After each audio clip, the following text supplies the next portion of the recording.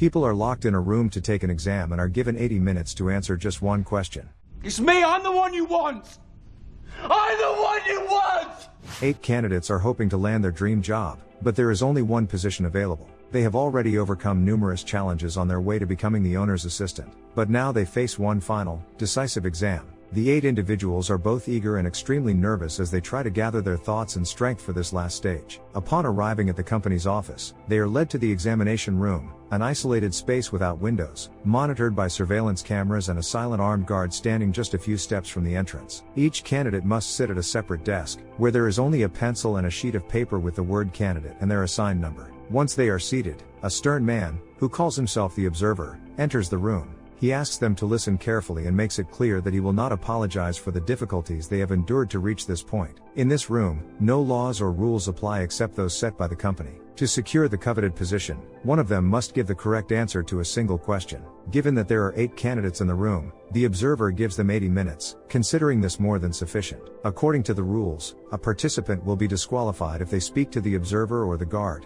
damage their sheet of paper, or leave the room voluntarily. After asking any questions, the observer leaves the room, and all eyes turn to the timer counting down the minutes until the exam ends. As soon as the observer leaves, the 8 candidates flip over their sheets and are shocked to find that they are completely blank. The paper is entirely empty, and no one knows how to react. Some smile ironically, while others become nervous or try to detect a trick, but no one can find a logical explanation for the situation. In the first few minutes, no one dares to do anything, simply observing each other from a distance. The candidates try to understand the conditions they are in and what the task for passing the exam might be. Unable to hold back, the Asian woman present is the first to attempt to answer the question. Turning over her sheet, she writes that she believes she is worthy and tries to explain why, but the guard stops her, disqualifying her for damaging the sheet. He forces her out of the room, ignoring her tears and pleas for a second chance. Frightened by what happened, the remaining participants put down their pencils, realizing that they should not write anything, as it might lead to their disqualification. A few minutes later, one of the candidates figures out that they cannot break the observer's rules but can do things he did not mention.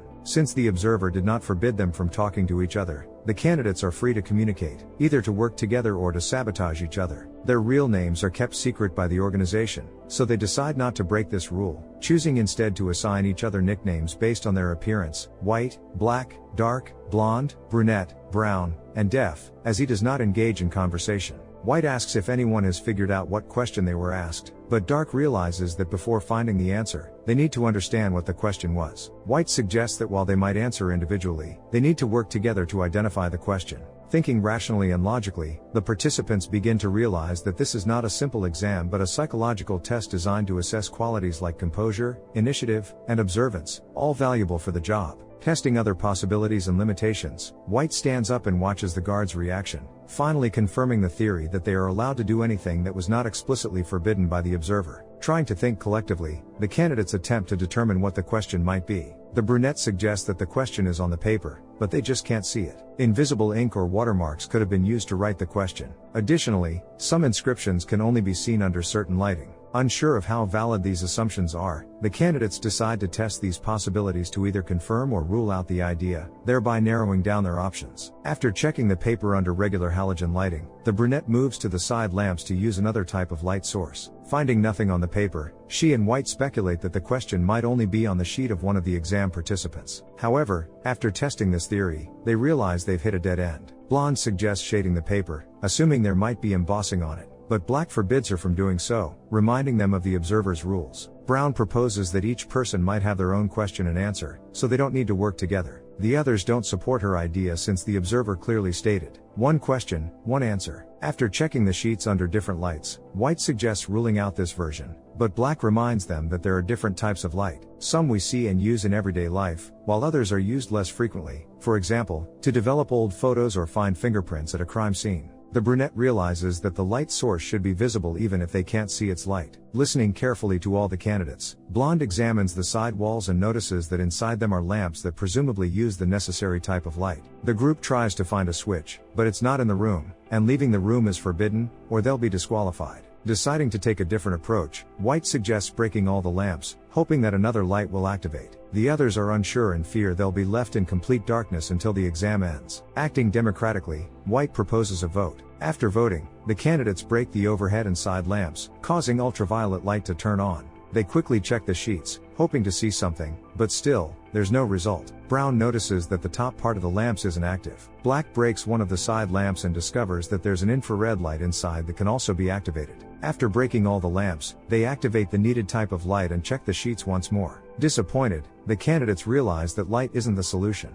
The observer said they were not allowed to damage their own sheet of paper, but he didn't mention anything about someone else's sheet. Using the Asian woman's sheet, White suggests using it as a test sample to find a solution. He first shades the sheet to test Blonde's theory but finds that this, too, yields no results. 20 minutes have passed, and the candidates still don't have an answer or even a question. As they continue to consider different possibilities, White suggests testing the paper's reaction to liquid. Tearing the sheet into 4 parts, he asks the brunette to wet the paper with saliva, while he goes to the far side of the room to urinate on it. When these attempts also fail, the candidates start to noticeably panic, as time is running out and they're still at a dead end. At that moment, Def starts speaking, but only in French. He keeps repeating the same phrase, "You need to see clearly," and struggles to hold back tears. White suggests ignoring him, thinking Def has just lost his mind. At some point, Dark proposes that they consider everything that's happening. He believes this isn't an exam but some kind of strange game they've found themselves in. 8 people came to the interview, 4 men and 4 women of different ethnicities and cultures, each with distinct professional skills. Dark suggests that the board of directors, made up of wealthy old men who are bored with life, is betting on them.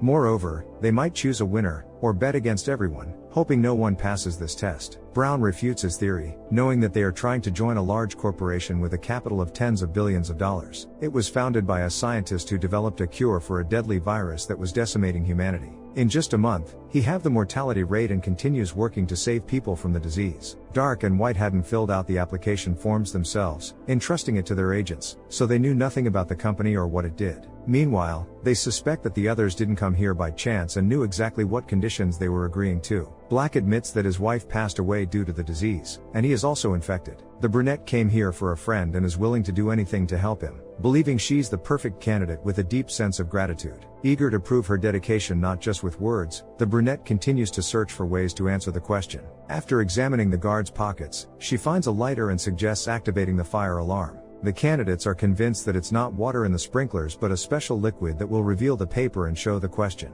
Having confirmed that the lamps are just filters, Black supports her idea. While the brunette tries to activate the fire alarm, Def approaches the clock for a moment, but no one pays attention to him. The brunette can't quite reach the sensor and asks for help. White decides to be cunning and rolls up her sheet of paper, which she then uses to ignite the alarm. She succeeds in activating it, but instead of a special liquid, they are drenched with water. Crossing off another possible solution, the brunette notices that her sheet has disappeared. Realizing that she burned her own sheet, she tries to explain to the guard what happened, but he silently escorts her out of the room. Black wants to punish White for such a vile act and promises to turn out the lights in his eyes. At that very moment, the lights go out, and the candidates realize that voice control is in effect, and all their previous actions were meaningless. Def starts crying again, and White decides to exploit this by pressuring the weakest of the candidates. Learning that Def is hungry, White suggests that he tear his sheet into small pieces and eat it to temporarily quench his thirst. Def obeys, and as a result, he is immediately removed from the room. Black is outraged by White's methods, but White doesn't think he did anything wrong since he managed to eliminate 2 competitors, thereby increasing their chances. Brown,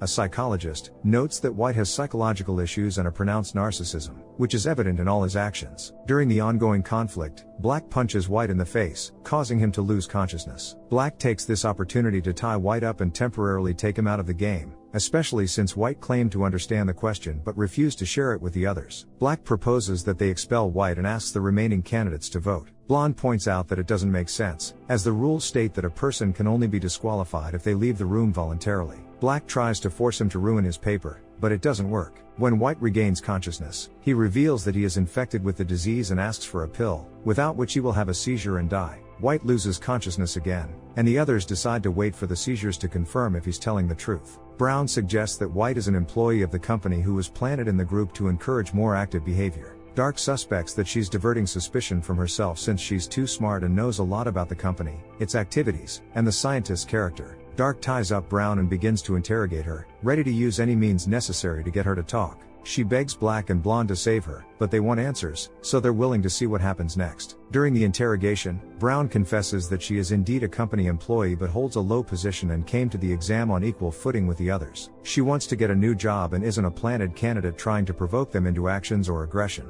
Still distrustful of the Brown, Dark decides to use torture. He takes a sheet of paper and shows how sharp its edges are. Lifting the woman's skirt, he prepares to cut her leg, but she already has plenty of scars. Dark realizes that she became a psychologist because her father didn't love her and constantly beat her. She likely has a very difficult past, but none of that matters in the context of the exam, where there can only be one winner. With only 20 minutes left on the timer, Dark begins the torture and cuts the Brown's leg. Black can't bear to watch and tries to stop Dark, but he's immediately punched in the stomach. It turns out that Dark is not only an avid gambler but also a former soldier, so no one can stop him. Continuing the torture, he prepares to cut the Brown's eye, but at the last moment, he realizes she's telling the truth, as even fear doesn't make her change her story. After the blonde unties the Brown and helps cover her wound with a bandage, the candidates notice that White has started having convulsions. Black realizes that he is indeed ill and needs the pill. After searching his pockets, they find nothing and realize that one of them must have hidden the medication. Distrusting each other, Black, Dark, the blonde, and the Brown search one another. The Brown, suspecting that Dark is too cunning and clever, guesses that he might have hidden the pill under the table by sticking it with chewing gum.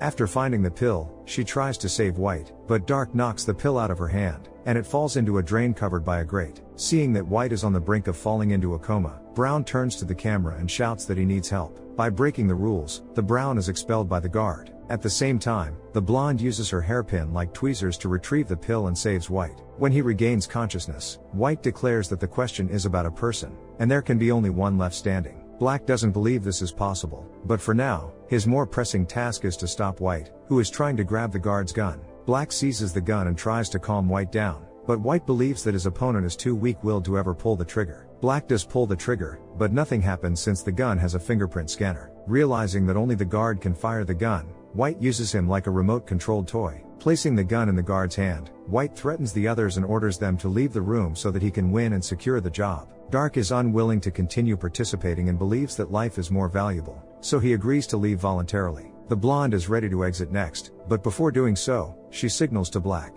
Pausing at the exit, the blonde activates the light switch, and White begins to shoot. When the light comes back on, White realizes that he has shot Black and also sees the blonde's leg still hiding around the corner, technically inside the room. White is ready to shoot at the girl's leg, but the timer on the wall shows 4 zeros, indicating that time is up. Waiting for the observer's reaction, White can't hold back and addresses him. White shouts that he successfully passed the test, but suddenly, the guard approaches him and points to his wristwatch. It turns out that time hadn't actually run out because when Def approached the display, he pressed a button that sped up the countdown. In reality, there were only a few seconds left, and White broke the rules. Disappointed in himself, he tries to end his life, but the gun won't work on his fingerprint. Time truly runs out, but before the observer announces the exam results, the guard leads White out. The blonde re-enters the room and picks up Def's glasses, which he lost before the guard escorted him out. Using the glasses and a shard of glass, the blonde examines the paper again and finds the inscription. Question 1. After thinking for a moment and recalling everything that happened from the very first second she entered the room, the blonde realizes the true nature of the exam.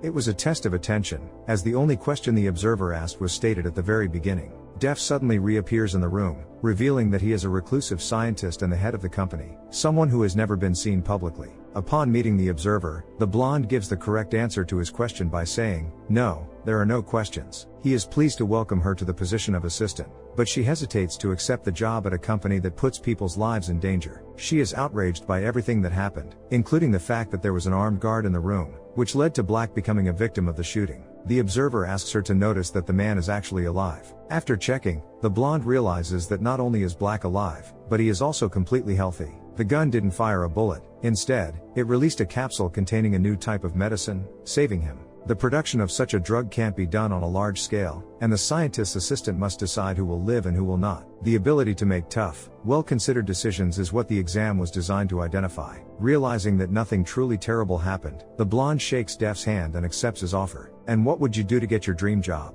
Would you be willing to cross the line of humanity, or are there limits that would stop you? We look forward to your answers in the comments down below.